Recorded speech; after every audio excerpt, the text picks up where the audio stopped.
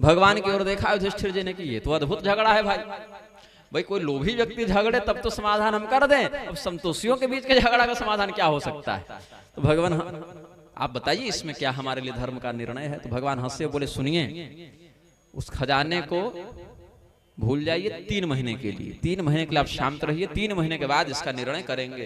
तो बोले ठीक है महाराज, तब हम कहाँ रखें खजाना, आप ही संभाल लिए धरोहर के रूप में, ये हम घड़ा आपके यहाँ छोड़ जाते हैं, 3 महीने के बाद हम आएंगे और फिर आप जो निर्णय करेंगे सो स्वीकार करेंगे। तो कृष्ण वाक्य न तुष्टौ तौ क्षिप्त्वा वित्तम नृपालये जगमतुश्च गृहम राजन प्रतीक्षम तौ च तद्दिनम।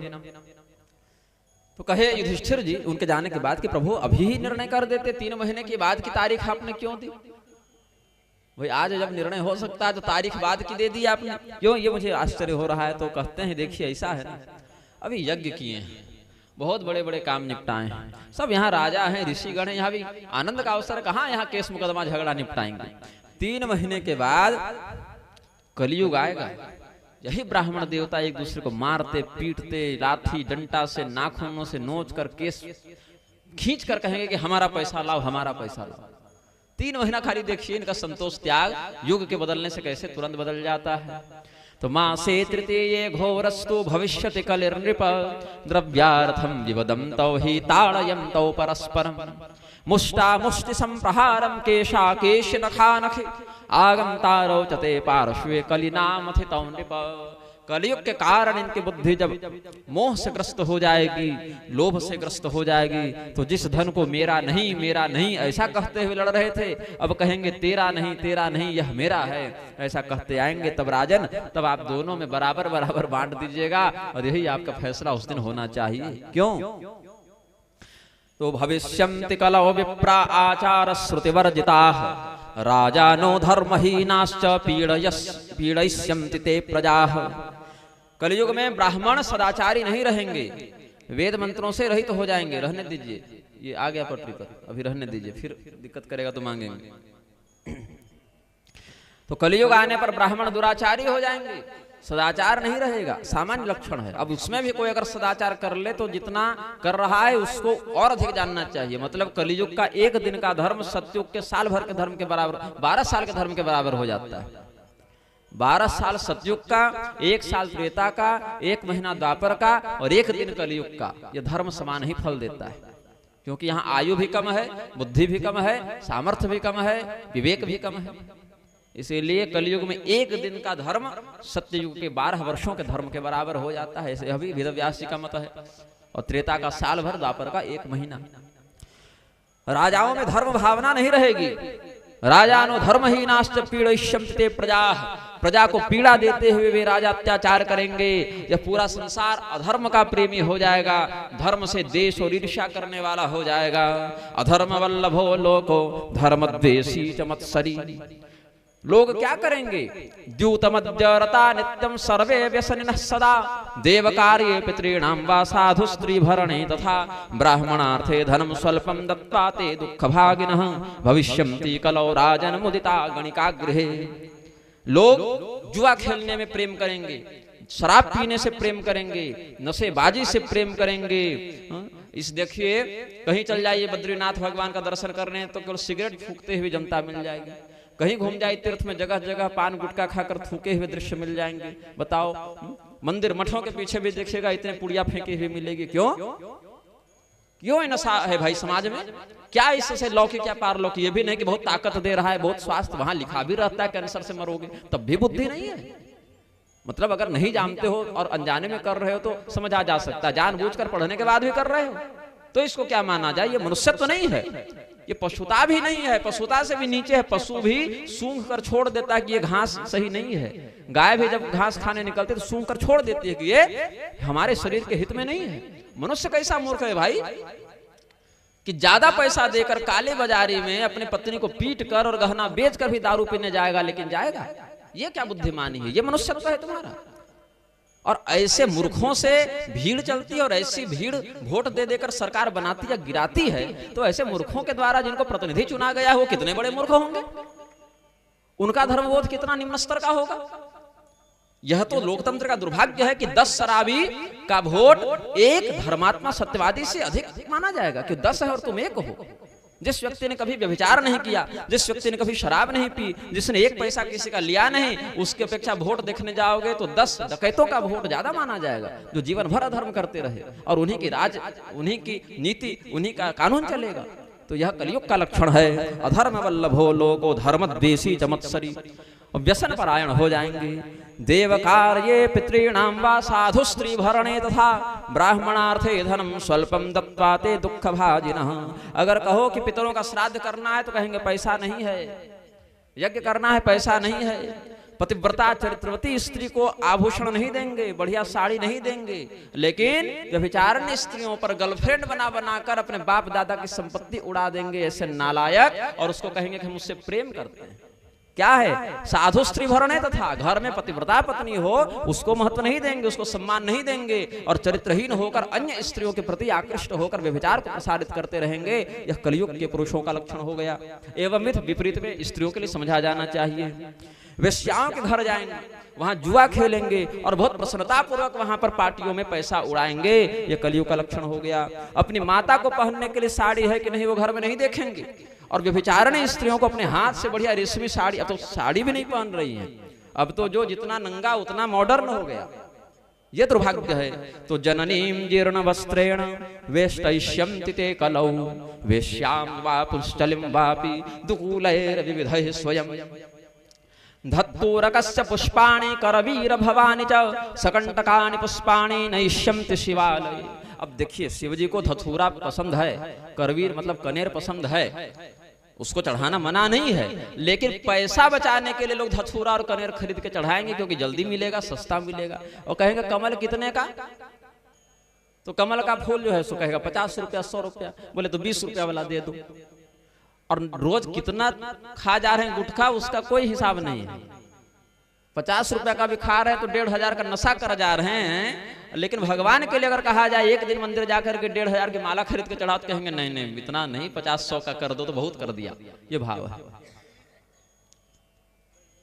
अभी मैं क्यों बोल रहा हूं? प्रशंसा के लिए नहीं बोल रहा हूं, मैं प्रेरणा के लिए बोल रहा हूं। स्वयत्मानं कुरुते लोकस्तदनु वर्तते, इसके लिए कह रहा हूं। जब हम पिछले वर्ष कामाख्या में थे, भगवती का, त्रिपुर सुंदरी भगवती का प्रतिदिन श्रृंगार करते थे, ये इच्छा थी। 125 दिन श्रृंगार चला, और श्रृंगार में 125 दिन में प्रतिदिन लगभग हमको 10,000, 12,000, 15,000 खर्च हो ही जाता था, और कमाई कुछ नहीं, किसी से मांगा भी नहीं, कोई कथा भी नहीं की कि दक्षिणा मिल जाए। लेकिन प्रतिदिन का, आज सुबह मेरे पास 1,000 रुपया है, खर्चा 10,000 है, 10 बजे श्रृंगार कर रहे हैं, 9 बजे तक कहीं से 10,000 आ गया। क्यों? देवता अपना कार्य स्वयं करवाते हैं, लेकिन आप निमित्त तक बनने के लिए तैयार नहीं हैं। वो हमारा नहीं है, वो देवता का ही है। प्रकृति, जो सांस हम ले रहे हैं वो हवा हमारी नहीं, जिस भूमि पर हम चल रहे हैं वो भूमि हमारी नहीं, जिस प्रकार के अन्न का हम भक्षण कर रहे हैं उसका भी हमने कोई निर्माण नहीं किया नवीन सृष्टि करके, वह सब ईश्वर का है, इसलिए ईश्वर के लिए ही निवेदित है। यह समझते हुए जीवन में व्यवहार करना है। तो पैसा बचाने के लिए महादेव जी को केवल धतूरा और करवीर चढ़ाएंगे, और बढ़िया कपूर, चंदन, VIP माला महंगी वाली और कमल इत्यादि लेकर उल्टा स्त्रियों और वेश्याओं के यहाँ चले जाएंगे। ये कलयुग का लक्षण है, ये बताओ। और दुर्भाग्य का विषय है कि ऐसी अशास्त्रीय बुद्धि वाले लोग कहीं प्रधानमंत्री बने हैं, कहीं मुख्यमंत्री बने हैं, कहीं जज बने हैं। महादेव जी का मंदिर अतिक्रमित करके मस्जिद बना दिया गया। ज्ञानवापी के नाम पर जो मंदिर है, ज्ञानवापी जिसको कहते हैं, जिसका वर्णन अनेकानेक धर्मशास्त्रों में हमने सब प्रमाण के साथ एक वक्तव्य और लेख प्रस्तुत किया था। वहां पर विधर्मियों ने, आक्रांताओं ने मस्जिद का निर्माण कर दिया, और उस समय वहां पर जो योद्धा थे, धर्मरक्षक थे, वो वीर गति को प्राप्त हुए। कालांतर में अन्य सत्पुरुषों ने परिश्रम करके समयानुसार शिव जी के पुनः एक बगल में ही विश्वनाथ जी की प्रतिष्ठा की है। क्या स्थिति हो गई वहां पर? आज हम अपने महादेव जी का दर्शन करने के लिए कोर्ट का मुख देखते हैं कि न्यायाधीश अनुमति नहीं दे रहे हैं। हमने यह अधिकार उनको सौंपा ही क्यों कि तुम तय करो कि हम मंदिर जाएंगे कि नहीं जाएंगे, और कौन जाएगा, कब जाएगा। हमने यह अधिकार सौंपा ही क्यों कि तुम तय करोगे कि हम कब किस तीर्थ में किस विधि से स्नान करें या न करें। यह तो धर्मशास्त्र का मत है, यह तो आचार्यों का विषय है, यह तो जो जितेंद्रिय है, जो संतोषी है, जो क्षमाशील है, उसके हाथ में धर्म का नियंत्रण होना चाहिए। जिनकी बुद्धि भ्रष्ट है, जो व्यभिचारी मानसिकता के हैं, जो समाज में कभी दूसरे व्यक्ति को उदारतापूर्वक कुछ देने के स्थान पर क्रूरतापूर्वक लेने के लिए प्रस्तुत हैं, ऐसे लोग धर्म के विषय में निर्णय देने के अधिकारी कैसे बन सकते हैं? और वही भगवान महादेव का जब अपमान हुआ टीवी चैनल पर, तो केवल उदाहरण देने के लिए नूपुर शर्मा ने जो कहा था कि हम भी तुम लोगों के बारे में ऐसा कहें तो क्या होगा, पूरे देश में माथा काटने के लिए विदर्भ में निकल गए थे। उस समय एक बड़ा ही निर्लज्ज कथन सुप्रीम कोर्ट की ओर से आया था। सूर्यकांत ने कहा था, अभी बन गया है सीजेआई, सूर्यकांत ने क्या कहा था कि नूपुर शर्मा के कारण देश में माहौल बिगड़ रहा है। हम कहते हैं अगर सूर्यकांत सच में अपने नाम के आगे ऑनरेबल लगाना चाहता हो, माननीय न्यायाधीश कहना चाहता हो, न्यायमूर्ति कहना चाहता हो, तो जरा कन्हैया लाल के हत्यारों को क्यों नहीं पकड़कर दंड देते हो? यही कमलेश तिवारी के हत्यारों को पकड़कर दंड क्यों नहीं देते हो? जो नूपुर शर्मा के ऊपर तुमने आरोप लगाया, वो अपने ऊपर क्यों लगाकर नहीं देखते हो कि तुम्हारे द्वारा हमारे तीर्थों का अतिक्रमण किया गया है? अभी मद्रास हाईकोर्ट में एक लेडी जज है, नाम मैं भूल रहा हूं, कोई श्रीमती करके है, उसने इतनी मूर्खतापूर्ण बात कही है, कहती है कि लिव इन रिलेशनशिप वाली स्त्रियों को भी वाइफ का दर्जा मिले, और उदाहरण में गंधर्व विवाह का नाम लेती है। तुम्हारे दिमाग में गंधर्व शब्द आया कैसे? क्या जानती हो तुम गंधर्व के बारे में? जज बन गई हो, ठीक है, अलग बात है, लेकिन गंधर्व क्या होते हैं तुमको कैसे पता चला? विवाह शब्द तुमको किसने बताया? गंधर्व विवाह हमारे धर्म का शब्द है, वह स्मृतियों का शब्द है, वह धर्मशास्त्र बताते हैं कि गंधर्व विवाह कैसा होता है। रखैलबाजी को गंधर्व विवाह नहीं कहते, जो विचार को गंधर्व विवाह नहीं कहते।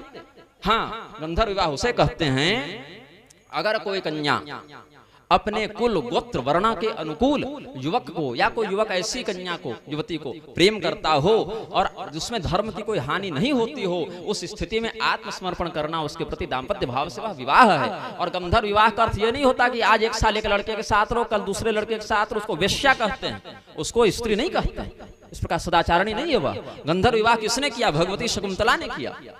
और राजा दुष्यंत कहते हैं अपने यहाँ अपने शिविर में कि मेरा मन उस कन्या के पीछे कैसे जा सकता है? वो तो ऋषि कन्या लगती है, महर्षि कंडू की पुत्री है, कण्व की पुत्री है, और कण्व जी ब्राह्मण हैं। मेरा मन किसी ब्राह्मण स्त्री के प्रति नहीं जा सकता।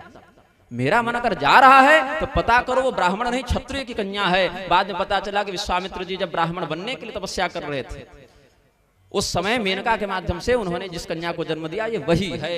तो इतना सदाचारी शासक था उस समय हमारे राष्ट्र का कि मन अगर भटक गया तो कहा कि वो ब्राह्मण हो ही नहीं सकते, क्योंकि मेरा मन उधर जा रहा है। भगवान श्री रामचंद्र जी जब जानकी जी को पुष्प वाटिका में देखते हैं तो कहते हैं कि मेरा मन किसी पराई स्त्री की ओर नहीं जा सकता लक्ष्मण, इसीलिए अगर मेरा मन उधर जा रहा है तो वही जानकी है, ऐसा मेरे मन में विश्वास है। ये इस भारत भूमि पर भगवान श्री रामचंद्र जी का आदर्श स्थापित है। और आज भगवान श्री रामचंद्र जी को इमाम हिंद बताया जा रहा है। इमाम बताते हो तुम निर्लज्जों, लज्जा नहीं आती? भगवान श्री रामचंद्र जी के नाम पर गद्दी पर बैठकर उनके ही रामायण को किस्से कहानियां बताते हो।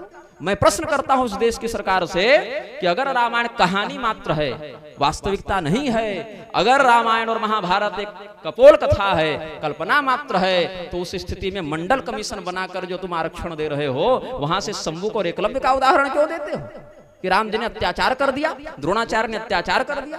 मंडल कमीशन को अवैध सिद्ध करो, घोषित करो। और अगर तुम यह मानते हो कि शंभुक वास्तव में था, एकलव्य वास्तव में था, उसी रामायण में भगवती शबरी जी का दर्शन क्यों नहीं करते हो?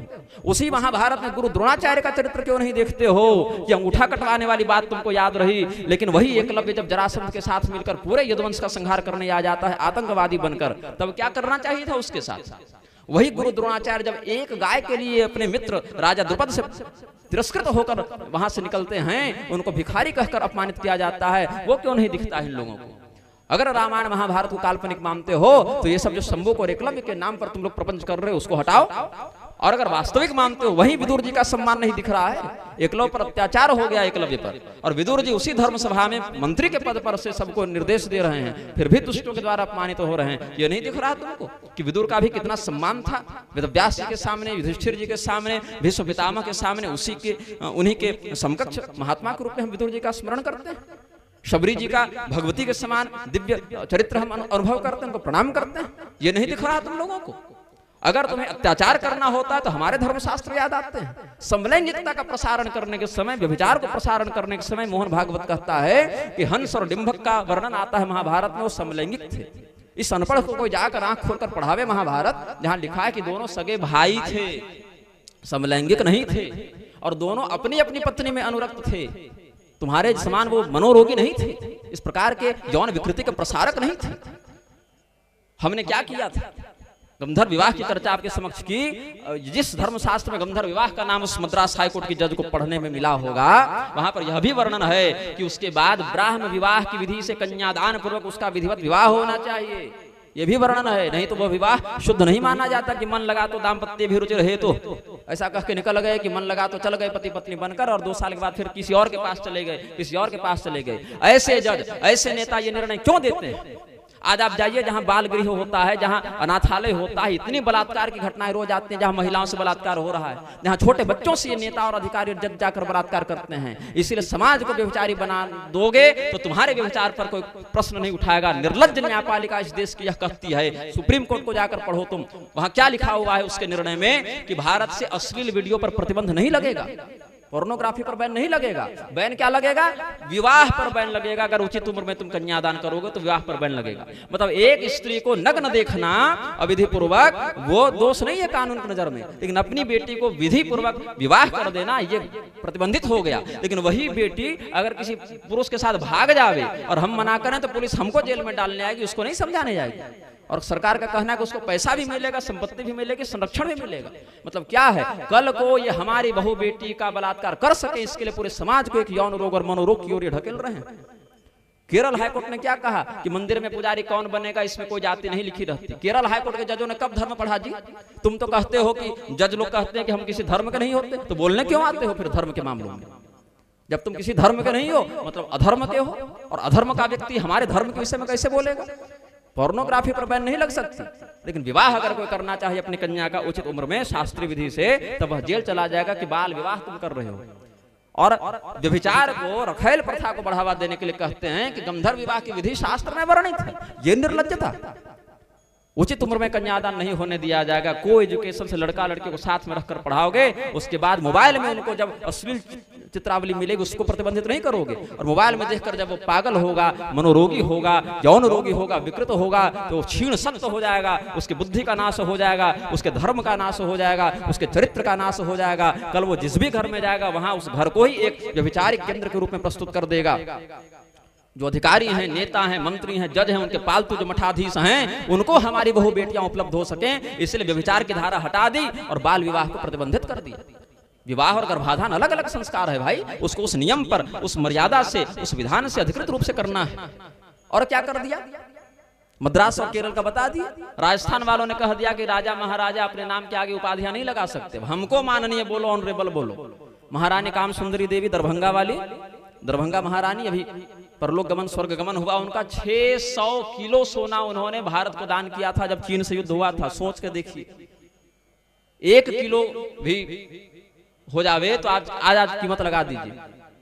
600 किलो सोना उन्होंने निस्वार्थ दे दिया, और उनकी अंतिम यात्रा में तिरंगा इत्यादि से भी सम्मान उनका नहीं किया गया, राजकीय सम्मान नहीं दिया गया। ये निर्लज्जता हो गई है इस राष्ट्र की। कृतघ्न हो गया है यह राष्ट्र, उपकार को भूल गया है यह राष्ट्र, अपने मित्र का विचार करना भूल गया है यह राष्ट्र। सेतु बंधम नरो गत्वा गंगा सागर संगमे ब्रह्महा मुच्यते पापात् मित्रद्रोही न मुच्यते। शास्त्र कहते हैं आप रामेश्वरम चले जाइए, गंगा सागर चले जाइए, ब्राह्मण मारे होंगे तो पवित्र हो जाइएगा, लेकिन मित्र के साथ विश्वासघात करेंगे तो आप वहां भी पवित्र नहीं हो सकते हैं। जो भी व्यक्ति विश्वासघात करता है, कृतघ्नस्य निष्कृतिर्नैव, कृतघ्न का कोई प्रायश्चित नहीं होता। यह राष्ट्र कृतघ्न हो गया है, अपने आदर्शों के प्रति कृतघ्न हो गया है। उन राजा महाराजाओं ने युद्ध में विजय प्राप्त कर करके अपने राष्ट्र की रक्षा की है। तुमने तो राष्ट्र को बेच दिया, जंगल बेच दिए, पहाड़ बेच दिए, तीर्थ बेच दिए, संप्रदाय और मठों पर अपने गुलामों को कब्जा करके बैठा दिया, और तुम कहते हो कि हम भारत को विश्व गुरु बनाएंगे। अब पढ़ाया जा रहा है छोटे छोटे बच्चों को कि जेंडर बदला जा सकता है, ऑपरेशन कराकर लड़का लड़की बन जावे, लड़की लड़का बन जावे, मन अनुसार व्यभिचार करे। और व्यभिचारियों को किन्नर अखाड़ा के नाम पर लक्ष्मी नारायण त्रिपाठी इत्यादि को अवधेशानंद बना दिया महामंडलेश्वर, राधे माँ को महामंडलेश्वर बताओ, ममता कुलकर्णी को महामंडलेश्वर, हिमांगी सखी जा रहे थे 400 पार, मोदी जी नहीं लाएंगे तो हम सती हो जाएंगे उनके साथ, काहे नहीं हुई? ये कलयुग कहां से मन में आ रहा है? जो एक बार तीर्थ का जल सेवन कर ले उसकी बुद्धि निर्मल हो जाती है, जो एक बार कथा सुन ले उसकी बुद्धि निर्मल हो जाती है, जो एक बार सत्संग कर ले भगवान उसको विवेक प्रदान कर देते हैं। तुम्हारी बुद्धि किस गड्ढे में पड़ी है कि भारत में रोज हजारों भागवत और रामायण हो रहे हैं, फिर भी तुमको कर्तव्य का बोध नहीं हो पा रहा? तीर्थ सारस ततोगतः, कथा सारस ततोगतः, कथा का महत्व कहां गया? तीर्थ का महत्व कहां गया? ज्ञान योग फलम गतम, ज्ञान का महत्व कहां गया? तपस्या का योग का फल कहां गया? एक हिंदू जब इस राष्ट्र में आज जन्म लेता है तो जन्म नहीं लेता, वो मुर्दा पैदा होता है। वो अपने संस्कार के लिए लड़ता है, अपने आराध्य के लिए लड़ता है, अपने देवताओं के लिए लड़ता है। कोरोना के समय याद है, पकड़ पकड़ कर वैक्सीन दी जा रही थी। नहीं लेने पर नौकरी से निकाल देंगे, वेतन रोक देंगे, परीक्षा में नहीं बैठने देंगे और यात्रा नहीं करने देंगे, सर्टिफिकेट दिखाओ। अब जब लोग हार्ट अटैक से मरने लगे तो क्या कह दिया गया सुप्रीम कोर्ट में कि लोगों ने अपने मन से लगाया था, स्वेच्छा से लगाया था। एक एक दिन का वेतन फंड में पीएम केयर ट्रस्ट में ले आए और अब कह दिया कि भाई पीएम केयर ट्रस्ट तो भाई राइट टू प्राइवेसी में आता है, हम अपने पैसे को कहां से लिए और कहां करेंगे इसकी कोई गणना नहीं। इतनी निर्लज्जता इस राष्ट्र में हो गई है। गणतंत्र दिवस मना रहे हो ना, गणतंत्र है भारत।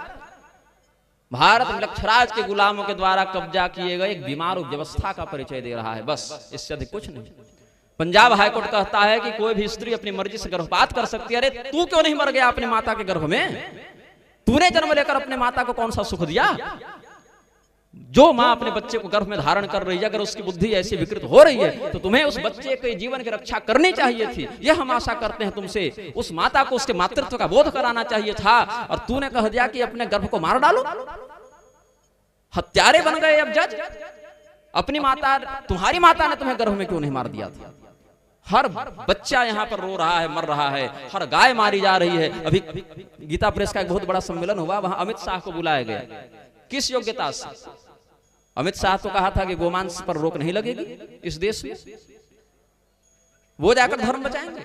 वर्णाश्रम विरोधी ज्ञानानंद, कुरान और वेद को एक बताने वाले अवधेशानंद, ये सब ऋषि दयानंद की जय बोलने वाले राजेंद्र दास, अब ये धर्म बचाएंगे जिन्होंने वर्णाश्रम के नाम पर रोटी खाई, संप्रदाय पर कब्जा करके और वर्णाश्रम के विरोधी सब कुछ करते रहे।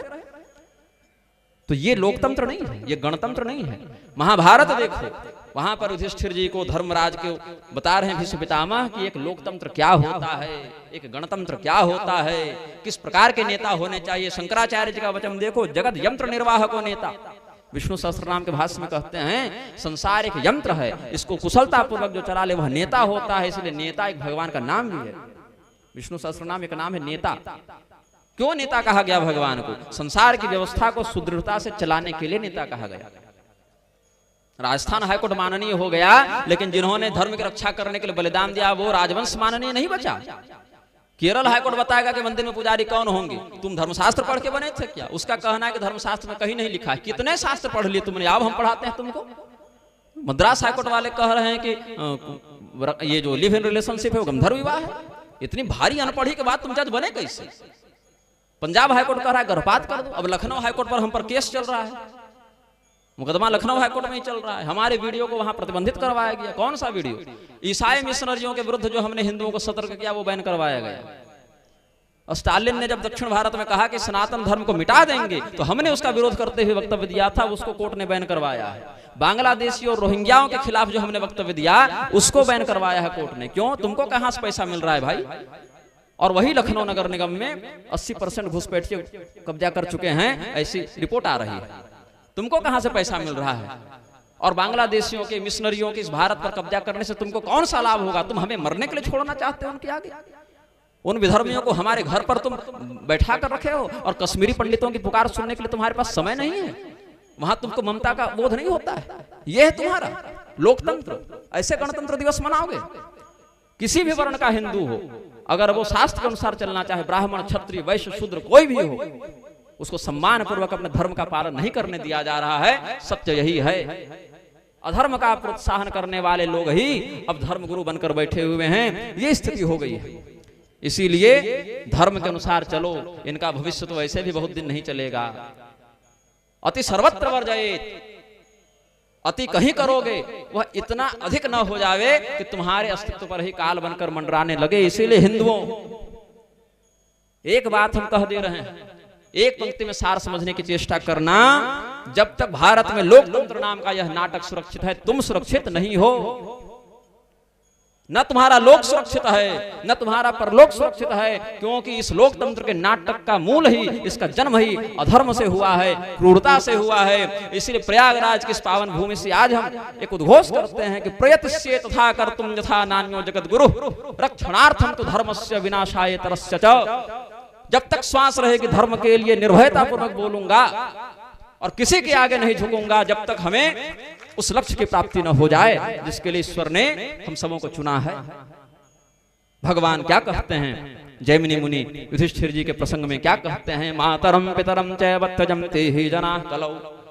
कलयुग के मनुष्य अपने माता पिता का परित्याग कर देंगे और नौकर की भांति स्त्रियों के गुलाम बन जाएंगे। स्त्री सेवका भविष्यन्ति परिचारकवत् सदा। जैसे कोई गुलाम कोई दास अपने मालकिन की सेवा करे वैसे पत्नी की सेवा करेंगे, लेकिन माता पिता की सेवा नहीं करेंगे। माता को पीटेंगे और पत्नी के साथ लाड़ लड़ाएंगे। जननीम ताड़यिष्यन्ति लालयिष्यन्ति ताम स्वाम स्त्रियम।